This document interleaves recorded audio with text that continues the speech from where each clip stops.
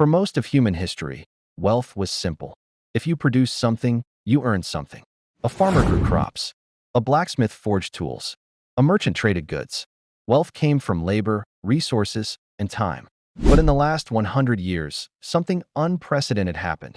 Wealth disconnected from work, and a new class of elites learned how to create money without making anything real. Welcome to the wealth illusion. This illusion began when the economy shifted from physical production to financial engineering. Factories were replaced by spreadsheets. Labor was replaced by leverage. The value of work was replaced by the value of assets. Suddenly, money didn't come from creating products. It came from manipulating numbers. The ultra-rich realized something the average person never sees. You don't need to work when you can make money multiply itself. Stocks, bonds, loans, credit, insurance, and now digital assets. These became the modern factories. But instead of workers, machines, and raw materials, the wealthy use rules, loopholes, and access. They discovered how to turn money into more money without ever producing a single tangible thing. For example, a billionaire doesn't need to build a house to profit from real estate. They can buy 10,000 homes, raise rents, borrow against the value, and make millions while producing nothing. A hedge fund manager can trade derivatives worth billions while never owning an actual product. Corporations can inflate their stock price using buybacks instead of innovation. This is the illusion engine, a system where financial power replaces real productivity, where wealth is created from perception, leverage, and control, not labor or contribution. While the middle class works harder than ever, the rich have mastered an economy where money is created, not earned. And this illusion is the foundation for everything that follows. In the modern financial world, one uncomfortable truth exists. The richest people don't use money, they create it. And the tools they use are invisible to the public. This new era began with phantom money, the type of wealth that doesn't exist in the real world yet controls everything in it.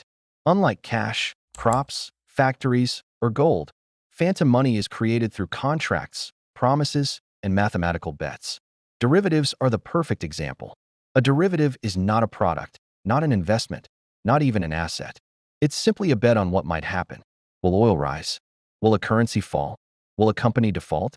The derivative is the paper version of that guess, and trillions of dollars are made or lost from these guesses every day. No factories, no workers, no resources, just numbers. Then came debt. Debt used to be a burden. Now it's an asset. Banks don't lend money they have. They lend money that doesn't exist. When you sign a loan, the bank creates new digital money on the spot. You go into debt, they gain an asset. This system exploded into credit default swaps, mortgage-backed securities, high-frequency trading, synthetic assets, and financial products so complex that even professionals struggle to explain them. Yet they created more wealth than any physical industry ever could. A trillion-dollar derivative market. A worldwide debt market larger than global GDP. Digital wealth created at the click of a button. This is phantom money. Wealth created from risk, not production. Wealth created from speculation, not contribution. The rich don't wait for money, they manufacture it. And every dollar of phantom wealth pushes the real economy further into a system designed for them, not for you. The world's largest fortunes are built on assets that don't even exist, yet they shape every part of the modern financial landscape. If you've ever wondered why the rich keep getting richer even when they don't do anything, the answer is simple. They have built a system where money automatically flows upward, not through effort, not through innovation, but through a quiet mechanism called the extraction loop. The extraction loop is a cycle where wealth is pulled from the working and middle class and funneled into the hands of the elite through everyday financial structures. And the most powerful part? It happens without most people even noticing. Start with interest. When the average American takes out a mortgage, a car loan, or a credit card, interest becomes a lifelong tax paid to the wealthy. You work harder, but they earn more automatically. Then there's rent and asset ownership. Most billionaires aren't landlords, they're mega landlords. Hedge funds buy tens of thousands of homes, raise rents, and extract income every single month without producing anything. Working people pay more, the wealthy collect more. Next comes corporate buybacks. Companies no longer focus on innovation, they focus on raising share prices. CEOs use company profits to buy their own stock, artificially boosting its value. Shareholders, mostly the rich, get richer overnight, while workers see none of it. Then there are fees, banking fees, brokerage fees, transaction fees, insurance fees. Every swipe of your card transfers pennies upward. Those pennies become billions. And finally, asset inflation. As prices of stocks, real estate, and commodities rise, the rich get richer simply because they already own everything. You struggle with rising costs. They celebrate rising portfolios. This is the extraction loop, a system where wealth drains from the many to the few without violence, laws, or force, just design. The rich don't need to work. The system works for them. Crises destroy the average person, but for the ultra-rich, crises are factories.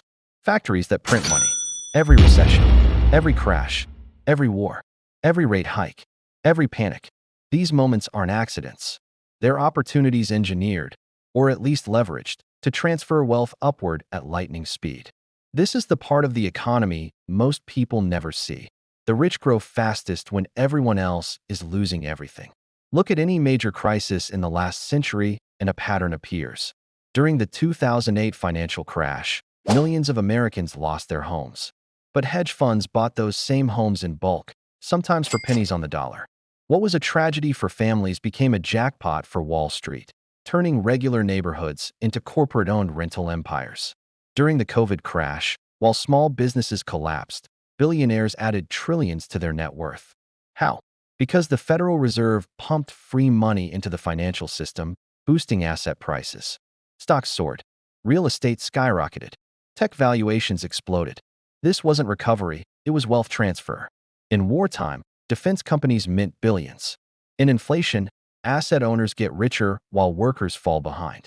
In crashes, cash-rich elites swallow distressed companies like sharks circling wounded fish. Crises are not periods of chaos for the wealthy.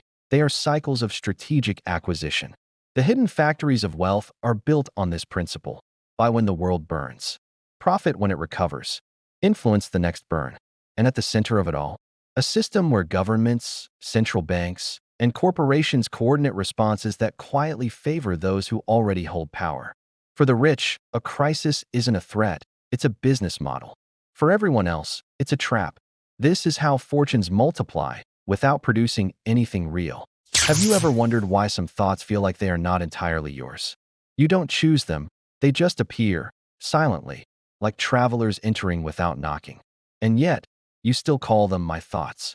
But what if they are not truly yours at all?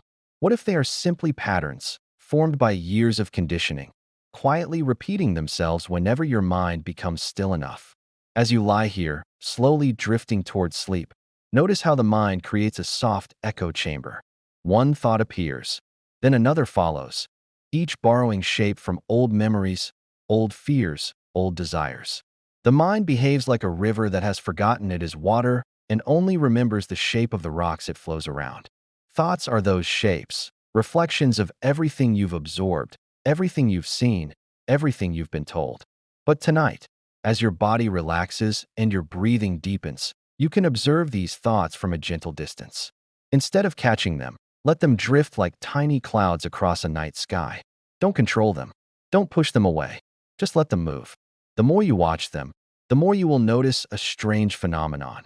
Thoughts lose their weight when you stop identifying with them. They no longer feel like mine. They become simple appearances, temporary visitors. Slowly, a quiet realization begins to settle. Your thoughts don't define you. They never did. They just pass through the space that is much larger, much calmer, and much older than any single thought. And that space, open, aware, silent, is you. As you drift deeper towards sleep, let this understanding soften everything inside you. You are not your thoughts. You are the sky in which thoughts come and go. Let them float, gently, until the mind becomes so quiet that sleep takes over effortlessly.